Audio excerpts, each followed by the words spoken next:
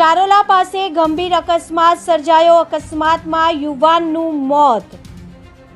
Bodeli Dabhoi road પર ચારોલા ગામ પાસે ગમકવાર અકસ્માત સર્જાયો। રેતીની હાઈવા ટ્રકે અકસ્માત સર્જતા કમનસીબે યુવાનનું મોત નીપજ્યું। બામરોલી ગામનો યુવાન મોતને ભેટ્યો।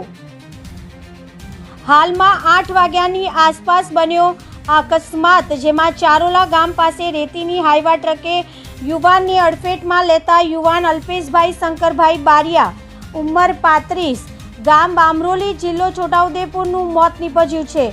ઘટના સ્થળે પોલીસ આવી પહોંચી હતી અને કાર્યવાહી હાથ ધરી છે। 24 કલાક દરમિયાન બીજી ઘટના છોટાઉદેપુર જિલ્લામાં બીજો અકસ્માત થયો, જેમાં બામરોલી ગામના યુવાનનું મોત નીપજ્યું છે। હાઈવા ટ્રકે બોડેલી તરફથી ડભોઈ તરફ બામરોલી દિશામાં જતી હોય તે સમયે બાઇક ચાલક અલ્પેશભાઈ બોડેલી તરફ જતો હોય તે સમયે આ બનાવ બન્યો છે। ઘરનો સામાન લેવા જતા આ બનાવ બન્યો હતો। સામેથી ટ્રક અથડાઈ અને બાઇક ચાલક યુવાન મોતને ભેટ્યો છે। સમગ્ર ઘટના બનતા લોકોના ટોળા ઘટના સ્થળે પહોંચી ગયા હતા અને એમ્બ્યુલન્સ પણ આવી પહોંચી હતી। જ્યારે ઘટનાની ગંભીરતા જોતા લોકોમાં રોષ પણ જોવા મળ્યો હતો। જુઓ શું કહી રહ્યા છે સરપંચ। મારા ગામનો એક છોકરો હતો જે પાઇપ ફેક્ટરીમાં નોકરી કરતો હતો। નોકરી કરીને પછી એમનો સમય પૂરો થતાં બોડેલી ગઈ ઘર સામાન લેવા ગયો હતો।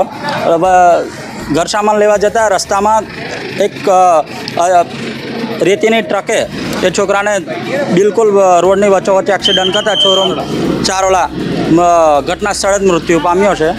આ બાબતે આ રેતીની ટ્રક પર કાયદેસર કાર્યવાહી કરવાની અમારી નમ્ર વિનંતી। મારું નામ બારિયા અલ્પેશ કુમાર વલ્લભભાઈ, બામરોલી સરપંચ।